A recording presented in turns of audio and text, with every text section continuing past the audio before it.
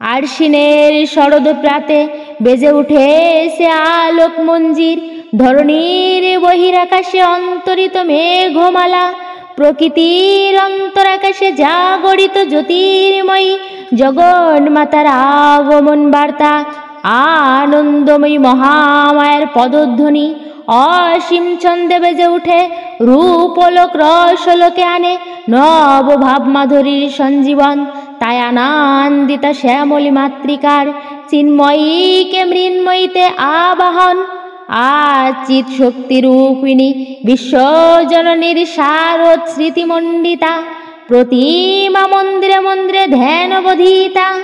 জয় মা দুর্গা। পিতৃপক্ষের অবসান হয়ে দেবী পক্ষের সন্ধিক্ষণকেই আমাদের শাস্ত্রে মহালয়া বলা হয়ে থাকে। এই দিনটি আমাদের কাছে যথেষ্ট গুরুত্বপূর্ণ দিন। এই মহালয়ার দিনে আমরা বিভিন্ন উপাচার, উপায় বা ক্রিয়া করে থাকি, যার মধ্যে রয়েছে ভোরের তর্পণ, মহিষাসুর মর্দিনী শ্রবণ, গঙ্গা স্নান, দান ধ্যান এবং দেবীর আরাধনা। বন্ধুরা, শাস্ত্র অনুসারে এই মহালয়ার অমাবস্যা একটি অত্যন্ত গুরুত্বপূর্ণ শক্তিশালী অমাবস্যা। এই অমাবস্যাতে দেবী মহামায়া জাগ্রত হন। তাই বছরের এই গুরুত্বপূর্ণ দিনে আমাদের প্রত্যেকেরই কিছু না কিছু উপাচার অতি অবশ্যই পালন করা প্রয়োজন। বন্ধুরা, এই মহালয়ার দিনে আপনি আর কিছু করুন বা নাই করুন, এই সামান্য ছোট্ট কাজটি পারলে অতি অবশ্যই একবার করার চেষ্টা করুন। মহালয়ার দিন সন্ধ্যাবেলায়, হ্যাঁ বন্ধুরা, মহালয়ার দিনে সন্ধ্যাবেলায় বাড়ির এই স্থানে একটি প্রদীপ অবশ্যই জ্বালান। বন্ধুরা, এই কাজটি বাড়ির যে কেউ করতে পারেন, নিজের বাড়িতে করতে পারেন, বা আপনি যদি কোনো বাড়িতে ভাড়া থাকেন বা এই মহালয়ার দিন কোনো স্থানে গিয়েও যদি থাকেন, সেই স্থানেও এই ছোট্ট কাজটি আপনি করতে পারেন। বন্ধুরা, মহালয়ার দিন এই সামান্য কাজের মাধ্যমেও দেবী মহামায়ার আশীর্বাদ, কৃপাধন্য লাভ করা সম্ভব। মহালয়ার দিনে যে সমস্ত উপাচার পালনের কথা বলা হয়, অনেক সময় আমাদের ইচ্ছা থাকলেও তা করা সম্ভবপর হয়ে ওঠে না। যদি এমনটা আপনার ক্ষেত্রে হয়ে থাকে, তাহলে মহালয়ার দিন সন্ধ্যাবেলায় এই সামান্য ছোট্ট কাজটির মাধ্যমেও আপনি দেবী মহামায়াকে সন্তুষ্ট করে আপনার জীবনের সমস্ত অন্ধকার দূর করতে সক্ষম হতে পারেন। তবে বন্ধুরা, যাই কিছু করবেন না কেন, পূর্ণ বিশ্বাস এবং নিষ্ঠার সঙ্গে অবশ্যই করবেন, কারণ অবিশ্বাসের সঙ্গে করা কোনো কিছুই বাস্তবে কোনো ফল দেয় না।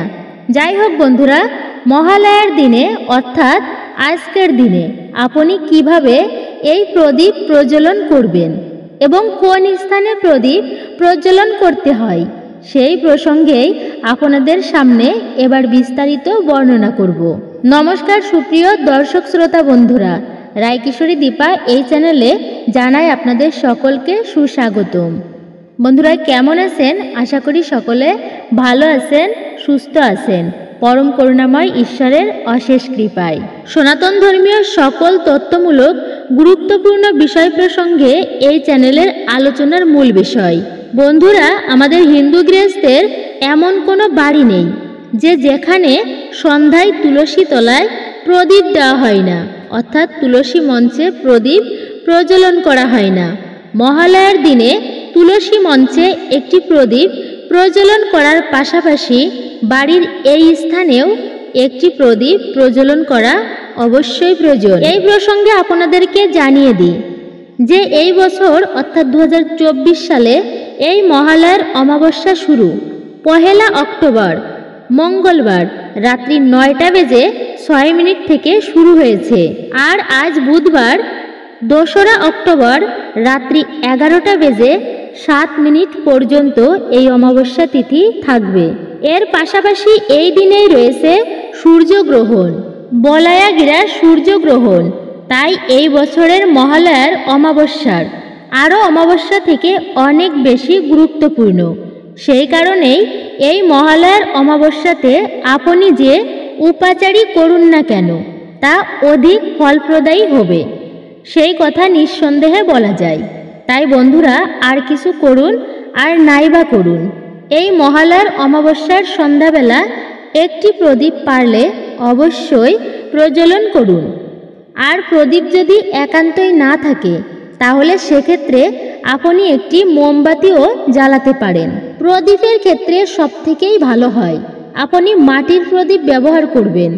আর যদি মাটির প্রদীপ নাও থাকে তাহলে সেক্ষেত্রে আপনি যে কোনো প্রকার প্রদীপ ব্যবহার করতে পারেন। মোমবাতি তখনই কেবলমাত্র ব্যবহার করবেন যখন আপনি প্রদীপ সংগ্রহ করতে পারবেন না, তার আগে কিন্তু কখনোই মোমবাতি নয়। প্রদীপটি যদি ঘিয়ের প্রদীপ হয় তাহলে সেক্ষেত্রে সবথেকে ভালো হয়। আর তা যদি না পারেন তাহলে সেক্ষেত্রে আপনি তেলের প্রদীপও ব্যবহার করতে পারেন। সবার প্রথমে যে বিষয়টি আপনাকে করতে হবে তা আপনি নিশ্চয়ই তুলসী তলায় সন্ধ্যাবেলায় প্রদীপ প্রজ্বলন করেন, ধূপকাঠিও দেখান। সন্ধ্যাবেলায় তুলসী মঞ্চে প্রদীপ প্রজ্বলন এবং ধূপকাঠি দেওয়ার পর তুলসী মঞ্চটিকে 3 বার প্রদক্ষিণ করবেন।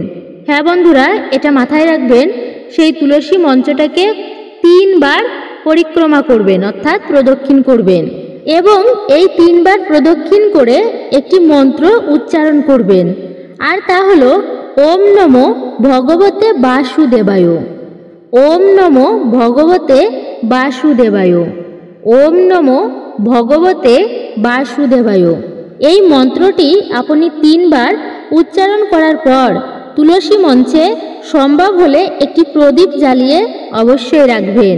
যদি তা সম্ভব না হয় ওই প্রদীপটি নিয়েই আপনি বাড়ির ঈশান কোণে যাবেন এবং ঈশান কোণে গিয়ে সেখানে প্রদীপটি এবং ধূপকাঠিটি 3 বার ঘড়ির কাঁটার দিকে ঘুরিয়ে মনে মনে বলুন এই একটি মন্ত্র, ওম কুলদেবতায় নমঃ, ওম কুলদেবতায় নমঃ, ওম কুলদেবতায় নমঃ। এরপর যদি সম্ভব হয় এই ঈশান কোণেও একটি প্রদীপ আপনি জ্বালিয়ে দিতে পারেন।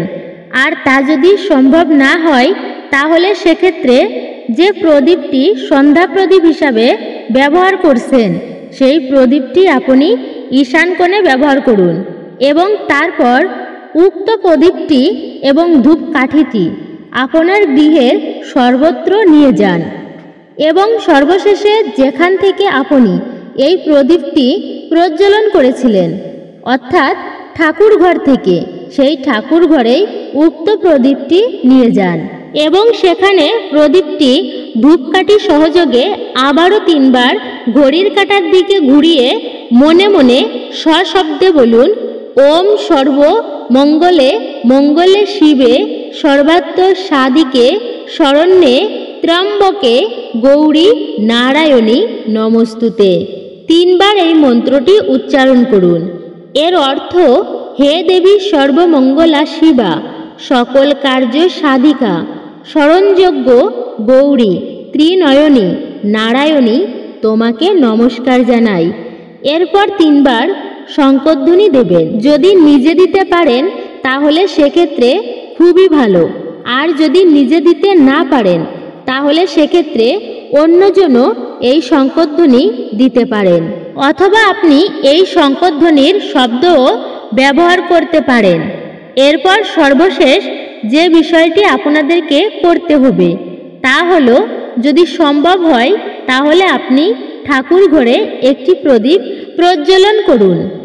আর তা যদি সম্ভব না হয় ওই উক্ত প্রদীপটি আপনি এবার নিয়ে আসুন আপনার বাড়ির সদর দরজার সামনে এবং সেই স্থানে একটি পাত্র বা প্লেটের উপর, তা সে হতে পারে কাগজের, স্টিলের অথবা কাঁসার, যে কোনো একটি প্লেটের উপর বাড়ির সদর দরজার বাম দিকে উক্ত প্রদীপটিকে রেখে দিন এবং ততক্ষণ পর্যন্ত রেখে দিন যতক্ষণ পর্যন্ত না সেই প্রদীপটি নিজে থেকেই নিভে যাচ্ছে। আপনি নিজে থেকে কখনোই এই প্রদীপটিকে নেভাবেন না। বন্ধুরা, যদি আপনি এই ক্রিয়াটি করার সময় মাটির প্রদীপ ব্যবহার করে থাকেন তাহলে সেই মাটির প্রদীপটিকে পরের দিন অবশ্যই জলে ভাসিয়ে দেবেন। আর যদি মাটি ভিন্ন কোনো ধাতুর প্রদীপ ব্যবহার করে থাকেন, তাহলে সেই ধাতুর প্রদীপ দিয়েই এবার থেকে সন্ধ্যা দেবেন। বন্ধুরা, মহালয়ার দিন সন্ধ্যা থেকে বিজয়া দশমীর দিন সন্ধ্যা পর্যন্ত যদি এই কাজটি আপনি প্রত্যেক দিন করতে পারেন, তাহলে সেক্ষেত্রে খুবই ভালো হয়। আর একান্তই যদি সম্ভব না হয়, তাহলে অবশ্যই মহালয়ার দিন এই কাজটি করতে পারেন। এখানে অনেক ভক্তদের প্রশ্ন থাকতে পারে যে এই প্রদীপটিকে সদর দরজার বাইরে নাকি ভিতরে রাখতে হবে। এই প্রদীপটিকে সর্বদাই সদর দরজার বাইরে বাম দিকে রাখবেন। বাড়ি থেকে বাইরে বেরোনোর পথে যে বাম দিক থাকে, সেই বাম দিকে সদর দরজার বাইরে এই প্রদীপটিকে রাখবেন। আর খেয়াল রাখবেন প্রদীপটি যেন তৎক্ষণাৎ নিভে না যায়। বন্ধুরা, মহালয়ার দিনে বাড়িতে মঙ্গল ঘট প্রতিস্থাপন করেও আপনি উক্ত প্রদীপ সেই মঙ্গল ঘটের সামনেও রাখতে পারেন। যাই হোক দর্শক বন্ধুরা, এই মহালয়ার দিনে আর কিছু করুন বা নাই করুন, এই সামান্য কাজটি করতে পারলে অবশ্যই করুন। দেখবেন মায়ের কৃপায় আপনার নিজের ও আপনার পরিবারের মঙ্গল হবে। আর হ্যাঁ, মহালয়ার দিনে পারলে অবশ্যই সামান্য কিছু হলেও আপনার সাধ্যমতো ও সামর্থ্য অনুযায়ী কোনো দরিদ্র, দুস্থ, অভুক্ত মানুষ অথবা পশু পাখিদের উদ্দেশ্যে কিছু দান করুন। আমি আশা করি এই গুরুত্বপূর্ণ ভিডিওটি শ্রবণ করে একটু হলেও উপকৃত বা সমৃদ্ধ হয়েছেন। তো ভিডিওটি ভালো লাগলে অবশ্যই একটি লাইক করবেন। যদি পারেন নিকট আত্মীয়, বন্ধু বান্ধব, পরিজন তাদের কাছে অবশ্যই শেয়ার করতে পারেন। আর হ্যাঁ, কমেন্টে ভক্তি, ভালোবাসা এবং শ্রদ্ধার সহিত জয় মা দুর্গা, দুর্গতি নাশিনী, হে মা জগজ্জননী, তুমি আমার দুঃখ দূর করো, আমায় কৃপা করো। অথবা আপনার ইষ্ট দেবতা, আরাধ্য দেবতার নামটি একবার হলেও লিখে যাবার জন্য অনুরোধ জানাচ্ছি। আর আপনি যদি আমাদের এই চ্যানেলে অর্থাৎ রায়কিশোরী দীপা এই চ্যানেলে নতুন ভিডিও দেখে থাকেন, তবে বিনম্রভাবে অনুরোধ জানাচ্ছি চ্যানেলটিকে সাবস্ক্রাইব করে পাশে থাকা নোটিফিকেশন বেল বাটনটি অল করে রাখবেন এবং আমাদের চ্যানেলের পাশে অবশ্যই আপনি থাকবেন।